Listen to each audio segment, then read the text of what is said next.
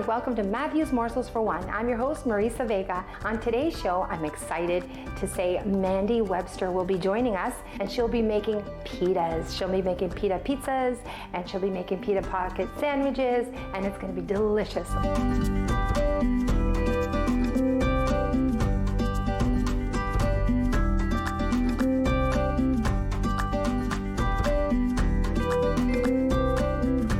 Thank you very much for being here today, Mandy. Why don't you go ahead and tell the viewers your connection to Matthew's house? Yeah, I have quite a few connections to Matthew's house. I would say, going back a little bit of history, I worked with Matthew's house in my previous job for 9 years, doing a little bit of partnership, covering some events that they had in the past. And then most recently, I actually work here now as a communication and marketing specialist, which has been amazing. But I think my biggest connection and what brought everything full circle for me here is when my family actually had to use Matthew's house when my father was sick. That really kind of opened my eyes to what everyone does here, the programs that are offered, the services, and how impactful this place can be. That's fantastic. Tell us a little bit about the experience. Yeah, so my dad was diagnosed with liver disease, and it had gone on for about 2 or 3 years. He was sick at home, and we thought that's where he was going to pass, where he wanted to. And then we realized we couldn't handle that. And I think that's what a lot of people think at first. I want my loved one to be at home. I want them to be comfortable in their space. But then you hit a point and you're like, oh my goodness, this is over my head. I can't handle this. So I know what Matthew's house does. I had obviously never used the services to this depth before. But I started talking to some of the intake nurses here, some of the board members, some of the volunteers that I know, and they encouraged me to maybe think about this place for my dad when he was in his kind of final weeks and months of his illness. And that's when the process started. We decided that he was going to come here, and he was on board with it, and we got him here. He spent 16 days here, and it was, this sounds morbid, but it was incredible. The quality time that we got to spend with him, and just be there as his daughters, which I think is what is the most important thing. At home we were nurses, but here we got to be family and just get that quality time with him. And the nursing staff did their jobs, and the people who cook here, the volunteers, we always had food to eat, and he always had food to eat. So I think it takes that burden off of being a caregiver, which everyone thinks, oh, I can be a caregiver, I can do that, no problem. It becomes overwhelming at a point for everybody. And whether you're coming here and bringing your loved one here for caregiver relief for a short period of time, or whether you know your loved one is going to pass here, they honestly offer something for everyone. And then I think even after my dad passed, as I got to see more of the services that we offer the community. That's right, such as? Yeah, so I had never really spoken to a counselor before. I didn't feel that I had a need to. Now I'm very pro that everyone should speak to a counselor at any point in their life. I agree. Yeah, but the grief counseling that I received after my dad passed was even more helpful, and something that I didn't know that I needed, and also something that I didn't realize was offered to anyone who in the community, grief counseling. And these services are all free of charge, which blew my mind. We were here again for 16 days, basically living here, and not once were we asked for a penny. Of course, you want to give everything you can, and you do, but not once did you feel the pressure of saying, oh, well, you need to write a check now because you've been here for this long. It has never felt like that. The place is so warm and inviting.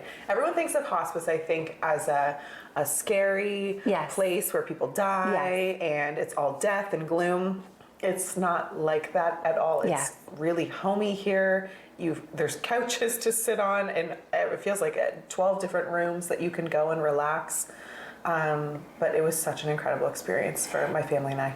That's fantastic. And in your dad's room, or in every room, there was the bed. Yes. There was a day bed. For family to stay. Yes. Right? There's day beds. And there's also recliners. Yes, which we took a lot of naps in.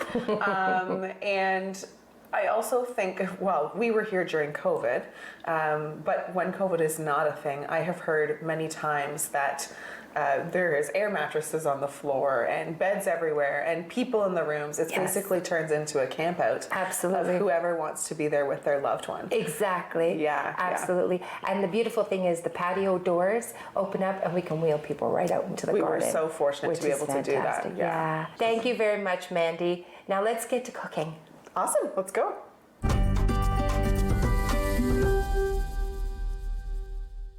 We're in the kitchen, we're cooking with Mandy. Mandy, what are you making for us today? What are we doing today? Well, I kind of brought an assortment of things because I wanted to show the diversity of a pita. They're always overlooked. Everyone thinks you just have to, I don't know, dip them in a sauce or warm them up and they're just bread. Or turn them into a chip. Yes. Which is delicious too. Also delicious. But no, you can make them into an actual meal. So I brought 3 variations today. The first one we're going to do is we're going to make little mini pizzas. Love it. Because I think the hardest thing for people is when you buy those frozen pizzas from the store, well, typically you're not supposed to eat the whole thing as one human. Oh. I know, sometimes we do. Oops. But so instead of having a ton of leftovers after either making a big pizza or ordering a pizza from the store, you can make these little guys. And they can be fresh. They honestly take 15 minutes in the oven. It's so easy. So we're going to do little mini pizzas. And then we're going to do tuna salad and egg salad separately, and they're going to be stuffed into our pitas. Sounds amazing. So I think we should start with our pizzas because we have to cook them. Okay. So if you want to grab our baking sheet, and then we can lay them out on there and just start decorating. I can do that. And I'm a pretty plain pizza person. I know some people like to get really exotic and pineapple and anchovies and... No, there's a big debate about that. There is a debate. Are you pro pineapple? No, I don't like pineapples on my pizza. They belong on the cheesecake. Ew, just as gross. Pineapple cheesecake is amazing. No, I don't like pineapples at all. So they're not going on my pizza today, but you can put whatever you want on your pizza. Not pineapple. So if you want to grab your little mini pizza pita. Okay, hands are already washed. Yes, of course. And I was going to say, yeah, we can do as many or as little as you want. So if you're feeling extra hungry that day, just follow them. So we are going to make 5 pizzas for 5 people. Do we need this for anything else? Should I put 2 back? Save 2 for maybe our egg and our tuna, but that's fine. 2 for me today is enough. But think about this, like say you ate 1 and you're like, oh, well, I'm kind of full. You could just save your other 2 for lunch the next day or lunch the next day. Would you freeze them? Would you freeze them? Once they're cooked, I probably wouldn't freeze them because I would end up eating them over the next few days. But you can freeze your pita breads. That's the best part, I think, about these little individual ones because you can get the small, medium, the large. But the little guys, you just put them in the freezer and pull them out as you need them. And you can even cook your pizzas from frozen. So you don't even need to thaw these guys. That's true. Very true. Yep. And they would last in your fridge cooked, I would say 2-3 days. Oh yeah, easily. Yeah. I would even push it to maybe 4 or 5, but I like to get a little. Depending, I guess, what the topping is, right? Exactly. Yeah. So I start with a very easy sauce, which you and I were having a good sauce debate. So yes, we were. You like to make your sauce homemade, which, like, good for you, and it tastes amazing, I'm sure. But I like to squeeze mine out of the squeezy container that can go back in the fridge for a good few weeks. And you know what? For convenience sake, and if you are alone, absolutely. That is a very good option. Yes. Not for me. Yeah. But we're going to use my squeezy sauce. It is a very good option. Yes. So I'm going to decorate one of them. Do you have a particular brand of squeezy sauce that you like? No particular brand, as long as it's in a squeezy container that can go in the fridge door with my ketchup. And also the amount of sauce that you put on is completely up to you. So if you like a dryer, a little bit of a dryer, you could put less. If you like a lot of sauce, then it's all up to individual preference. Yeah, and what is your preference? Because I like to take polls quite often of what people's preferences are. I prefer a little bit of a dryer. You do? I do. Okay. A little bit of a dryer. Okay, so I'm going to let you do your own because I'm getting excessive with my amount of sauce. That's because I like a saucy pizza. Actually, I've realized I'm excessive with cheese as well. So maybe I just like a lot of cheese. toppings. Yeah, cheese you have to. But I like mine just a little bit drier. A little saucy, okay. Just like that, just a little bit drier, only because I tend to wear my food. And so. That's a good point. And so there you go. Awesome. And then I think of everyone, well, there's also a debate about this. What do you put on first? What toppings? But I always go with cheese first because I feel like it's traditional. Well, I find that when you put the toppings first and then the cheese and you go and bite, everything slides off and then it slaps you in the chin. Wow. Nobody wants that. That's very descriptive. Right? But if you put the cheese first, it kind of melts to your crust or your base, and then the vegetables on top stay on it. Nothing slides off. Yes, I agree with you. Listen. So that's the way I've been we're eating going to for do a this. while. I've kind of learned these things. You've mastered the pizza. Mastered. So I was a little bit lazy and I buy shredded cheese. That's okay. But that's also for another purpose because the shredded cheese in the bag lasts so much longer than your block of cheese. Yes. I don't know the science behind that, but I just go with it. Most people would just use a plain mozza, but I like a mixture of cheddar and mozza on my pizza. It just gives a little bit more extra flavor. But then again, you could have goat cheese on your pizza. You could have ricotta. I've had that on my pizza. It's also delicious. But shredded cheese is so easy. What I tend to do when I buy, sorry, I didn't mean to That's okay. What I tend to do when I buy the shredded cheese is I'll throw it in the freezer. And then every once in a while I'll just break off like a little piece and use it what I need to use. And then it lasts even longer. And do you find you have any, you can do your own. Thank you.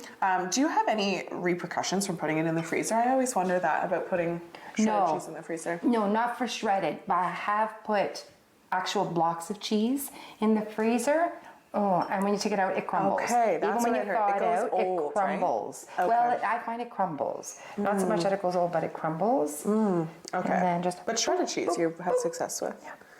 Are you light on the cheese too? No. Oh, okay. Nope, I'm not light on anything. Awesome. So of course pepperonis are a staple. Also, lots of people like to have a pepperoni sausage and slice it up to make their own pepperonis, which also delicious. True. But a time saver, especially cooking for just yourself. If you want to have the quick meal, pre-sliced pepperonis. Yes, and when you're making a whole bunch of them, because you want to put them in your freezer, or, I mean, you can freeze these very easily. I would freeze them from cooked.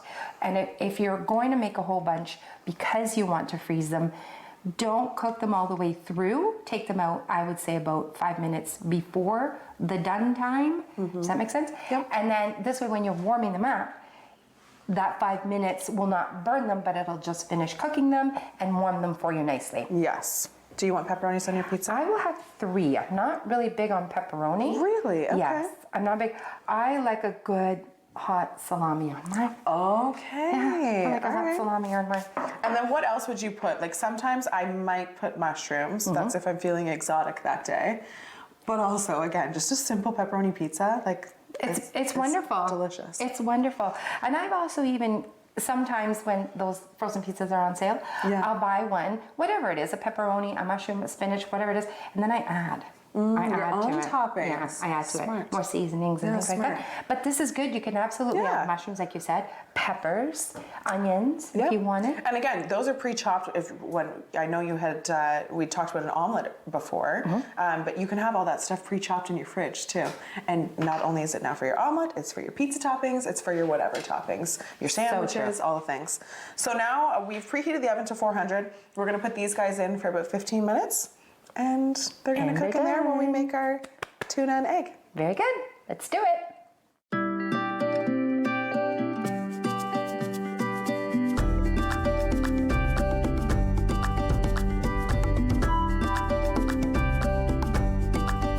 Cheese and pepperoni pita pizza. Pita bread, tomato sauce, shredded cheese, sliced pepperoni. Preheat oven to 400 degrees. Assemble each pizza with desired toppings. Bake for 10 minutes or until cheese is melted. Serve and enjoy.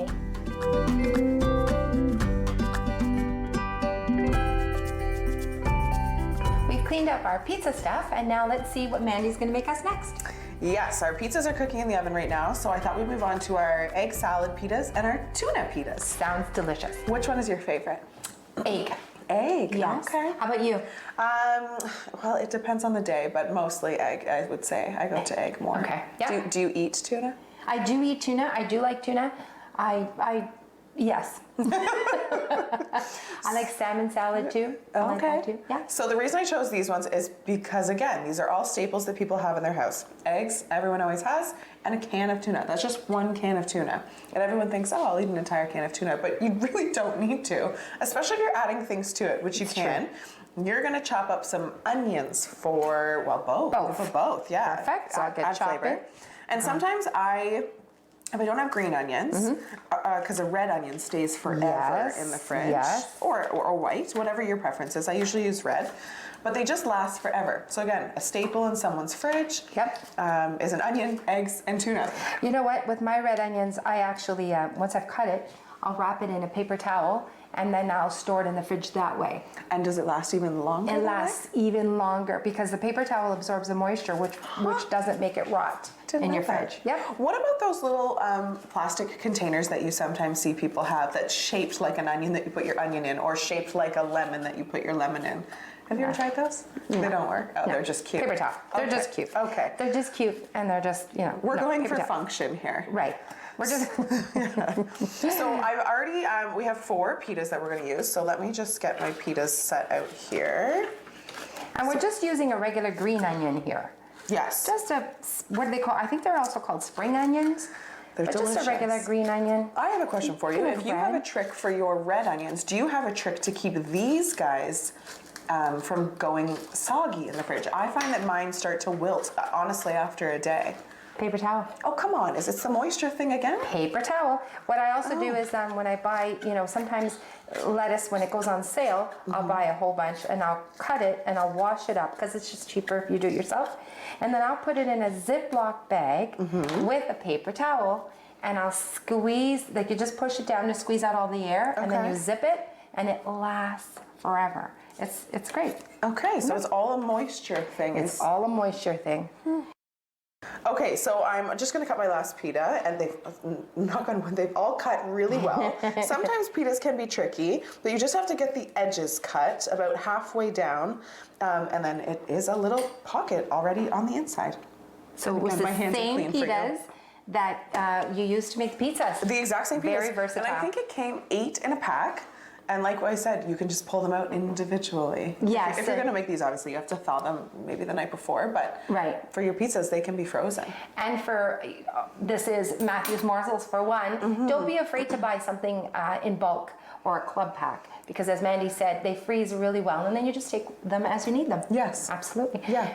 May I start peeling the eggs? Yes, you may start peeling the eggs. Excellent. Yeah, that's a good idea. So we obviously, it's too bad this isn't, people always say smell-o-vision, but we are making the smelliest sandwiches today, but they are the most delicious sandwiches. I'll take one of those eggs too and I'll start peeling. Oh, good thing they're hard-boiled, right? So we did pre-boil these on the stove. So again, boiling an egg, I usually boil mine for about 7 minutes on the stove. Do you really? Yeah, what do you do yours? 14. Oh, for a hard-boiled egg? For a hard-boiled egg. Oh my goodness. I find 7 eggs. 7 minutes is good? Yeah. Is that what these are? It does depend on how many eggs sometimes. So we only have 3 in here. However, if I was making these for the week, I would probably make 5. I'd make 1 for each day. Because let's be honest, we all want a little bit more than 1 egg in our sandwich to make it a little bulkier. Unless you're adding some things, which we talked about adding red onions, green onions. I would add cheese to my tuna. But what else would you maybe add to your eggs? Celery. Oh, yeah. I would add celery for some crunch. Okay. A little bit of shredded carrot. Okay. But that's really all that I would add. What about cucumber pieces, like chunks of cucumber? Yeah. Yeah, You could do that, yeah, for some nice texture. I've seen people do that. Absolutely. Should we rinse those off so we have no shells, maybe? Yeah. That's a good idea. Shells in your... That's one way to give us a little crunch. Right? No celery today. Let's use some extra shells. Right? We're all out of celery. Perfect. Okay, so we've got a bowl for these guys. Why don't you mash our eggies in here? Sure. I could do that, no problem. And I want to talk about our two mayonnaise situations. Again, this is a poll question and something that my husband would say I'm a little strange for. I use Hellmann's for my tuna and Miracle Whip for my eggs. Now, why? I don't One know. is sweeter than the other. Okay, so the tanginess of the Miracle Whip, maybe. For the eggs, I like a tangier sandwich. For the egg?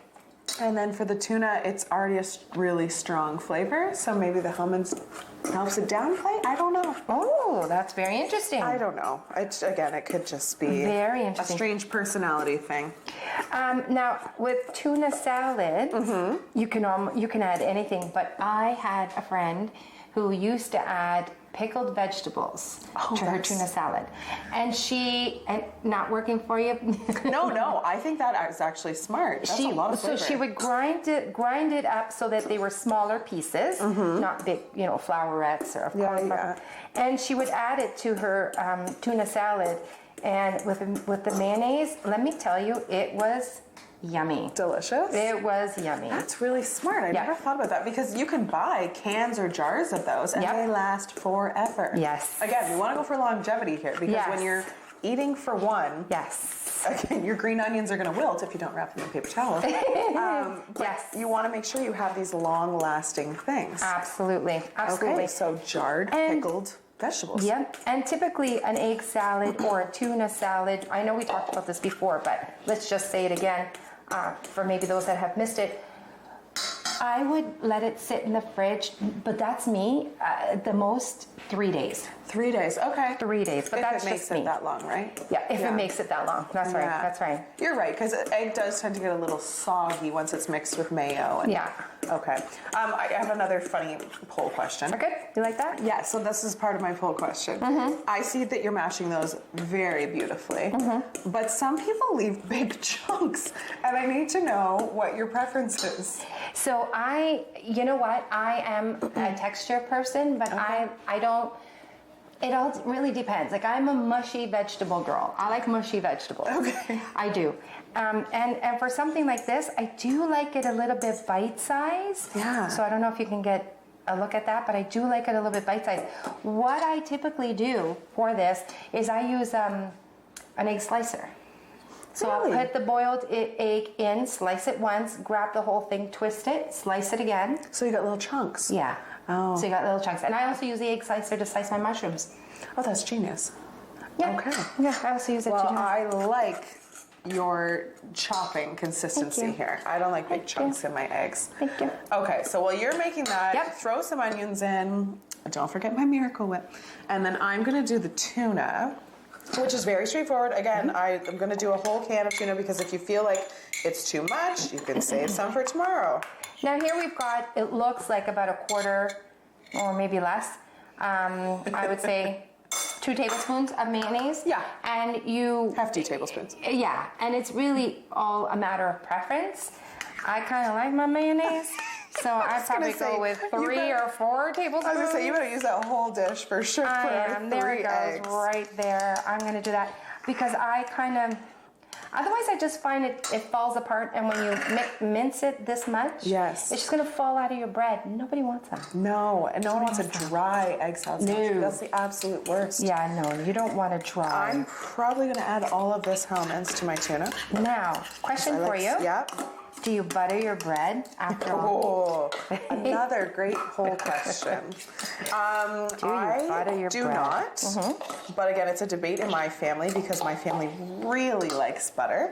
And they do butter their bread, but I just do not. You don't? Okay. Yeah. I may have gotten a little crazy with the Hellmann's here, but no one's ever going to complain about it. No, not at all. Mayonnaise Should we tuna. some onions to that Yes, too? we should, especially to absorb some of our... I love to do this. Ready? Watch. Yeah. Bam. Oh, fancy. Bam. You're fancy. Is that good? Yeah. Would you also put celery in here, like for the crunch too? Yes. So these two are very similar. You could put the same ingredients. Absolutely. In each one. Absolutely. Both proteins. Yes, absolutely. Even a little shredded carrots. I've never done that. I'm going to start trying that, I think. For some color, a little bit of shredded carrot. Okay. It's nice. Some celery for some crunch. Okay. Cucumbers if you wanted the crunch. Well, we're mixed. Let's stuff our pitas.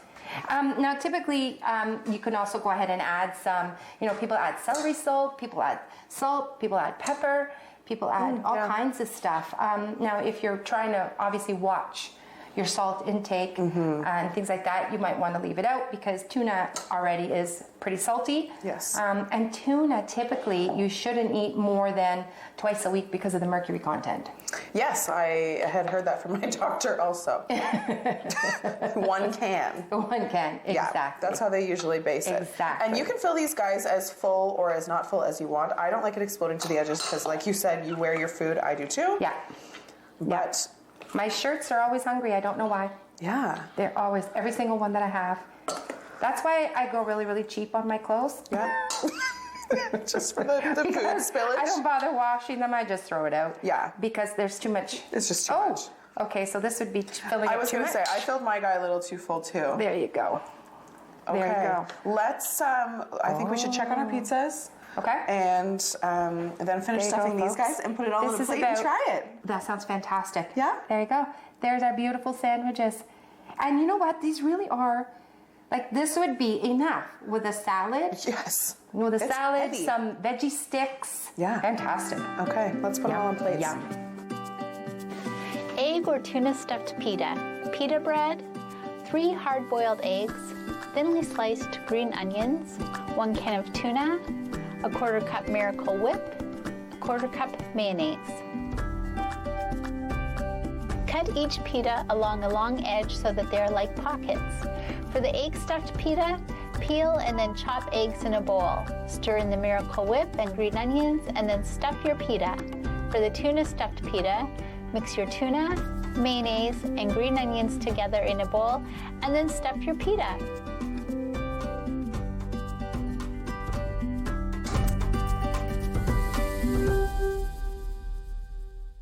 Here you go. So we've got our tuna and we've got our egg pita. We've plated up our pizzas. Don't these look absolutely delicious? And either one of these with a nice side salad, some French fries, or some veggie sticks would be delicious for a lunch, a dinner, and they would sit well in the fridge for a couple of days. Totally. Yeah, and our pizzas, I think, look pretty restaurant-y. They do. Restaurant-y, that's a new word. It is. I made it today. They're delicious. I can't wait. I also love that you topped everything with green onions. Not that we didn't shove enough inside these guys. We need to put them on top to be fancy as well. Because you know what? Just because you're cooking for one here at Matthew's Morsels for One, just because you're cooking for one, doesn't mean that it can't look appealing to you. You're worth it. Spend a little extra time and just make it look fancy for you, because absolutely everyone is worth it. Yeah. No, and it honestly, think about this, took us half an hour to make all of these things. All of these things. Yeah, that's a lot. Yep. And they last, like I said, 2-3 days in the fridge. It's a nice quick lunch if you're having a friend over. They're just absolutely delicious. A cup of tea, you know. Pita diversity. That's what we learned today. Pita diversity. I like it. Thank you for being with us today, Mandy, and for cooking this delicious food on Matthew's Morsels for One. Thank you, everyone, for watching. Let's eat, Mandy. Let's eat.